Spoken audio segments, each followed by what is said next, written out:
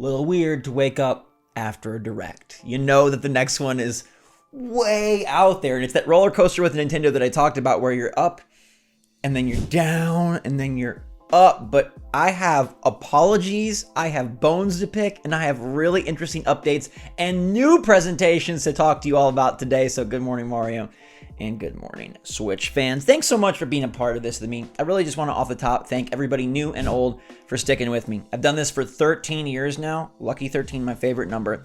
And it's just incredible. It's incredible to still be able to do this with you all. And it's incredible to work with people like Lexar. Big thanks to them for sticking with me for over a year now. What an awesome partner. The best memory card on Switch. I can absolutely, authentically tell you that is true. It's the fastest, the safest, and it gets real big. 1 terabyte. That's going to store all your Switch games. Make sure to click the link in the description down below. It's a great way to help me out too. Every time you do click it, they're like, ooh, people on SwitchForce still like Zach. And that means a lot to me and to them. All right, what also means a lot to me is apologies. Saying sorry is really important. People aren't great at it all the time, but it's really important. I want to pull up a specific apology that ties into 2 different videos I made yesterday. This is an apology, though, from the leakers. This is interesting, all right? We know that many games were supposedly surefire things for the Direct yesterday. I'm talking Twilight Princess HD, Wind Waker HD, and Metroid Prime Remastered. And how many of those showed up? None. And so Jeff Grubb and Mike Minotti were talking about it, and Mike was incredibly apologetic, all right? Apparently, him and Jeff had a new source, or a different source, that gave them information about the time frame of the Direct, releasing the name of Breath of the Wild 2, and that Twilight Princess and Wind Waker would be there. So they were very confident on the first 2 points, and then kind of tied everything together, and Jeff and Mike believed that that was going to be the case. And Mike felt really bad because he's the one who sort of pushed the info to Jeff, but Jeff said, no, like we both got to take the L on this. And that must have just been some bad info. But the part about Metroid has Jeff Grubb very confused. He says that he's just totally confused because it's a trusted source that's given him information previously, and that they were sure it's a holiday title. Now, that could be interesting, right? That could sort of mean that maybe we still get it. And people have been pointing out things like Ring Fit Adventure was announced 5 days after a Direct, and other games for Switch like Paper Mario Origami King weren't announced at Directs at all. Now, there are some nuances there in the sense that Ring Fit Adventure and games like Labo, they typically don't show up at Directs, so understand that those are separate, but Nintendo has used Twitter before to announce. It just becomes like, why would you wait and not put it in the Direct when you could have just done it? Why would you? Metroid Dread sold really well, so why would we not give this the shine in the Direct? Unless they have some other presentation planned for the anniversary in November, or unless this game is actually going to be backshifted to next year, or, and this is a real possibility, the game doesn't exist.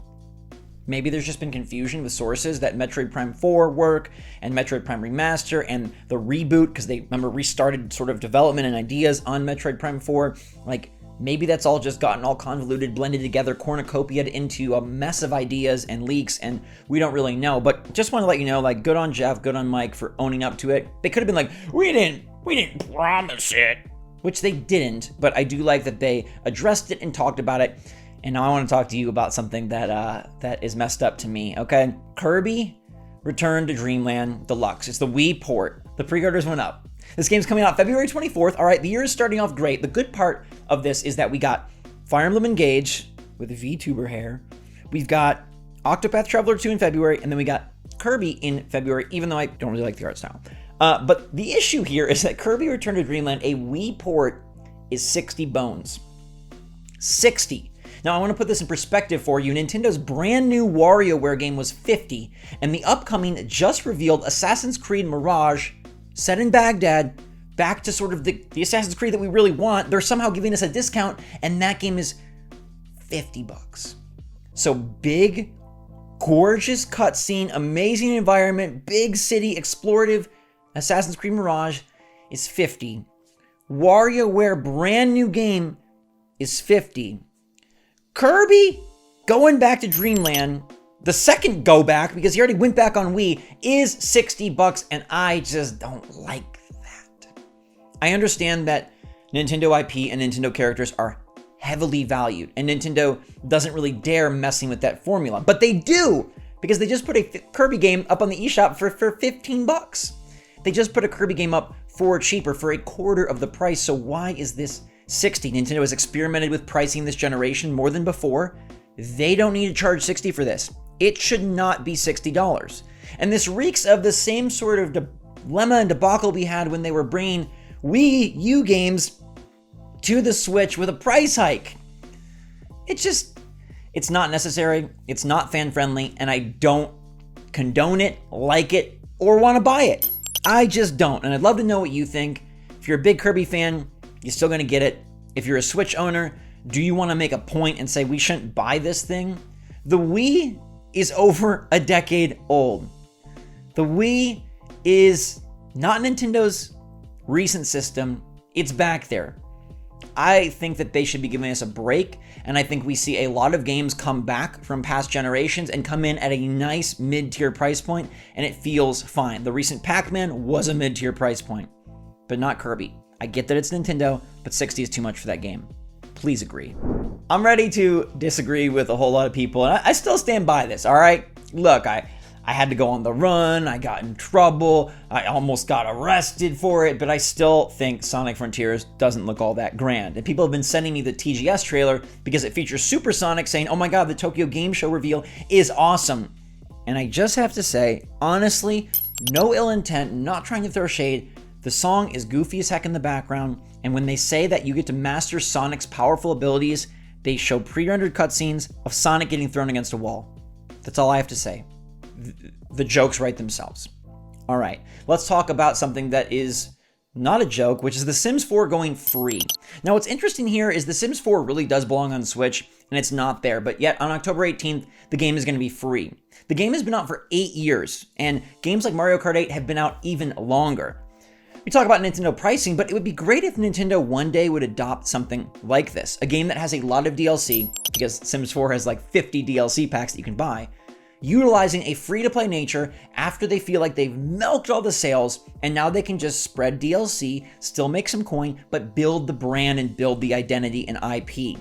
Now, maybe Nintendo doesn't need to do that, but neither does The Sims. I just think this is really cool and interesting that they've said, like, okay, the game's run its course, and now it's going to be free for everybody. 1, I think EA should put this on Switch. 2, wouldn't that be nifty if Nintendo adopted sort of a similar model?